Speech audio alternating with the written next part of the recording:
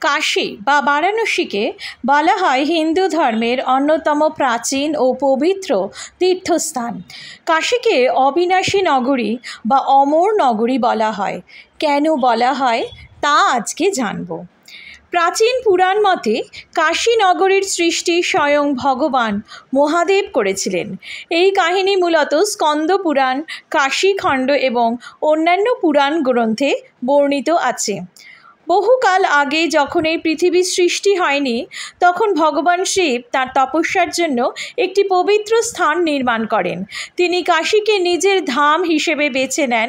শিব নিজের ত্রিশূলের অগ্রভাগে কাশীকে স্থাপন করেন এবং বলেন, যেখানে আমার ত্রিশূল থাকবে সেই স্থান চিরকাল অক্ষয় ও পবিত্র থাকবে।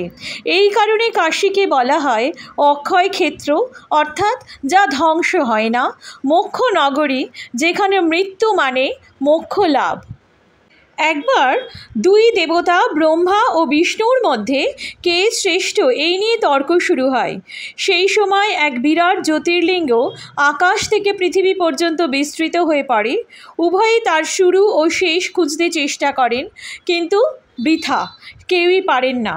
শেষে শিব নিজে আবির্ভূত হলেন এবং তাদের অহংকার ভাঙলেন এবং জানান তিনিই সর্বোচ্চ শক্তি। এরপর তিনি কাশীকে নিজের ধাম হিসেবে প্রতিষ্ঠা করেন। কাশীর বিশেষত্ব: মৃত্যুর পর কাশীতে যদি প্রাণ ত্যাগ করা যায় তাহলে ভগবান শিব নিজের কর্ণে তরক মন্ত্র উচ্চারণ করে মোক্ষ প্রদান করেন। অন্নপূর্ণা দেবী শিবের স্ত্রী কাশীতে ভক্তদের খাদ্যদান করেন।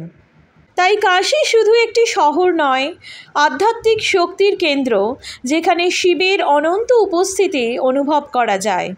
আজও বিশ্বাস করা হয় যখন এই বিশ্ব ধ্বংস হবে তখনও কাশী কিন্তু থাকবে, কারণ অবিনাশী হচ্ছে কাশী শহর। কারণ শিবের নিজের হাতে গড়া এই কাশী হচ্ছে চিরন্তন নগরী। বলা হয় প্রলয়ের সময়ও শিব তার ত্রিশূল দিয়ে এই নগরীকে ধরে রাখেন। তাই এই নগর হলো অবিনাশী নগর অথবা অমর শহর। এখানে শিব অর্থাৎ মহাদেব বিশ্বনাথ রূপে বিরাজমান। কাশীর বিশ্বনাথ মন্দির বহুবার ধ্বংস ও পুনর্নির্মাণ হয়েছে। প্রথমবার নির্মাণ হয়েছে প্রাচীনকালে হিন্দু রাজারা করেছেন বলে মনে করা হয়। দ্বিতীয়ত মুসলিম শাসনকালে, বিশেষত ঔরঙ্গজেবের সময় পুরনো মন্দির ধ্বংস করে সেখানে গড়ে তোলা হয়েছিল জ্ঞানভাপী মসজিদ এবং বর্তমান মন্দিরটি প্রতিষ্ঠা করেছিলেন ইন্দোরের রানী অহল্যাবাই। বিশ্বনাথ মন্দিরের কাছেই অবস্থিত মণিকর্ণিকা ঘাট, যা সতীর 51 পীঠের মধ্যে একটি পীঠ রূপে পরিচিত।